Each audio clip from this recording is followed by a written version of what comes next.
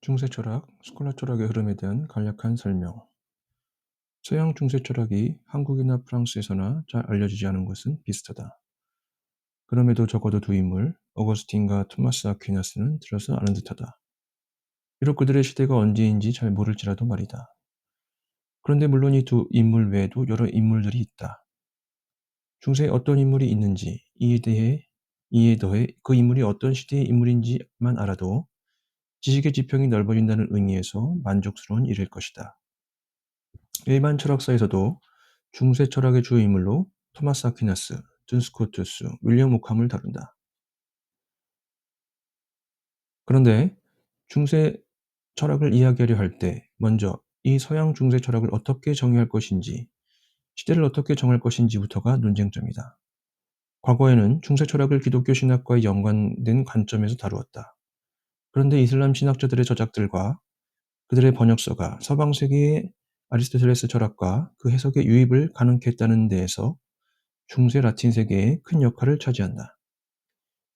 이는 현대에 들어 점점 더 부각되는 추세이다. 프랑스를 비롯하여 전 세계에서 현대의 중세 연구로 큰 공헌을 한 것으로 인용되는 에티엔 질송은 중세 철학을 기독교 철학으로 규정한 반면, 이후에 그의 고등연구원 후임 교수였던 올 비뉴는 중세 철학의 범위를 기독교로 한정한 것에 반대하여 중세 철학이 한 가지로 규정할 수 없는 서로 반역적인 다양성을 띠는 일종의 종교 철학으로 규정하였다. 여기에 대해 현재 프랑스에서 중세 철학의 권위자 알랭 드 리베하는 중세 철학을 일종의 연구의 전달, 트란스라티오 스투디오훔으로 보았다. 즉 그리스 철학에서 기원된 연구가 동방 무슬림에서 서방 무슬림으로, 그리고 또 서방 기독교 세계로 이동되면서 변형, 발전, 진화했다고 보는 관점이다. 그런데 이러한 경향은 역사를 좀 더 넓고 다양한 관점에서 다가가게 할 수 있으나 접근은 더 어려워진다. 왜냐하면 라틴어로만 이루어진 중세 사상도 버거운데, 여기 아랍어의 히브리어로 구성된 중세 사상을 1차 자료에 의해 또 2차 자료에 의해 접근하는 것부터 굉장한 수고를 요구하기 때문이다. 이런 이유로 중세 철학을 좁은 관점, 즉 스콜라 철학의 관점에서 접근하는 것이 개론적 이해에 있어 용이해 보인다.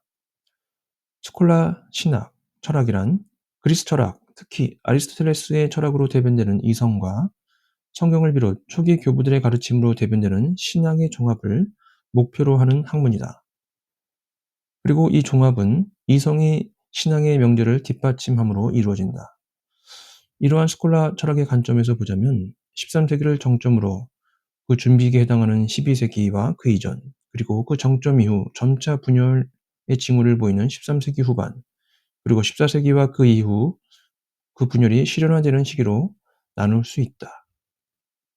이를 구체화해서 말하자면 스콜라 철학의 정점은 13세기 중후반 토마스 아퀴나스에 의해 조화로운 종합이 이루어지는 단계에 해당하며, 그 이전은 그 정점까지 올라가는 단계로 볼 수 있는데, 이 초기 단계에 관련하여 알아두면 좋은 인물로 중세 초기 아리스토텔레스의 논리학을 라틴 세계에 번역하여 전달했으며, 감옥에서 쓴 철학의 위안이란 책으로 유명한 6세기의 보에티우스, 그 중간을 뛰어넘어서 11세기에 신학적 교리를 이성의 논리로 증명하려 했던 캔터베리 안셀무스, 또 그보다 조금 후인 12세기 초에 아리스토텔레스의 논리학을 이용해 스콜라 신학의 방법론의 기초를 세웠으며, 종교 간의 폭력, 십자군이 발발한 시대를 앞서 종교 간 대화를 구상한 피터 아벨라르, 또 12세기 중반 중세 시대의 신학 교과서가 되는 명제집을 집필한 피터 롬바르드가 있다.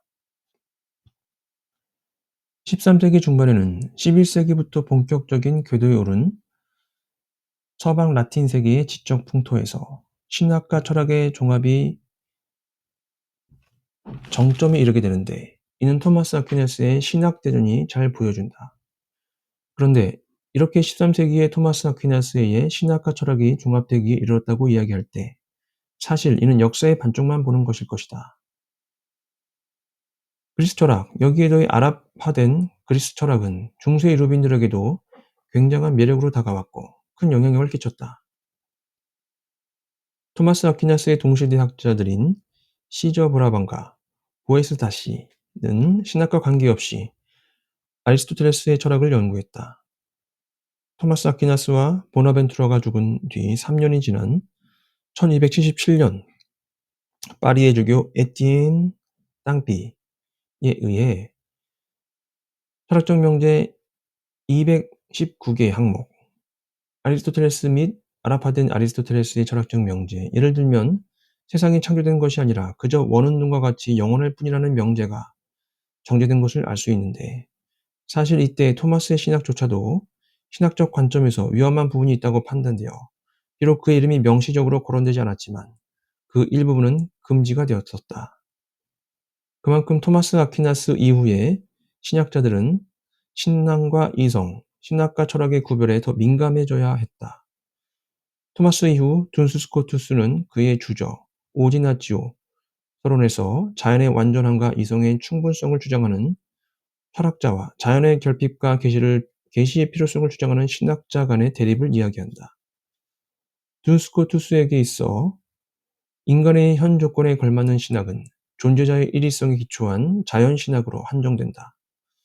더 나아가 둔 스코투스의 실제론을 비판하며 등장한 윌리엄 오캄은 실제론이 아닌 유명론을 주장함으로 근대의 길을 열었다고 평가받는다.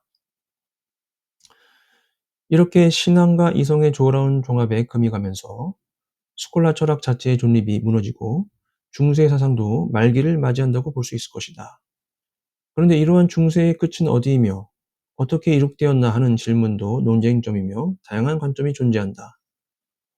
신앙과 철학의 분리를 중세의 끝으로 본다면 이는 아리스토텔레스 철학과 신학의 분리를 주장한 루터나 깔벤 같은 종교 개혁자들을 통해, 또는 그리스도를 통해 고대 철학을 직접적으로 연구하는 에라스무스와 같은 인문주의자들을 통해, 즉 스콜라 철학 외부로부터 중세의 끝이 왔다고 보는 관점이 있다. 반면 이러한 신앙과 철학의 결별은 스콜라 철학 자체의 구조 내에 이미 존재한다고 보는 관점이 있다.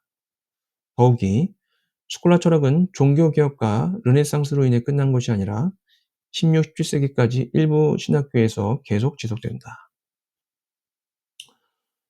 부연 1. 스콜라 신학을 가능케 했던 것은 아리스토텔레스 조작의 번역이었다. 아랍 신학, 철학자들이 갖는 중요성은 그리스 철학, 특히 아리스토텔레스의 저작이 이들을 통해 서방 세계에 전달됐다는 것인데, 하지만 토마스 아퀴나스 시대에 이르러 아리스토텔레스의 저작은 그의 동료 윌리엄 모백에 의해 그리스어에서 직접 라틴어로 번역되게 이르고, 이것은 스콜라 철학의 발전을 가져온다. 부연 2. 토마스 아퀴나스 이후 둔 스코투스, 윌리엄 오칸만이 근대적 길을 연 것이 아니다. 그 동시대인들인 마이스터 에카르트와 단테는 각각 자신들의 모국어로, 또 대학 안에서가 아닌 밖에서 사상을 펼침으로 독일의 신비주의, 이탈리아 시풍을 기초지으며 근대의 길을 열었다고 평가받는다.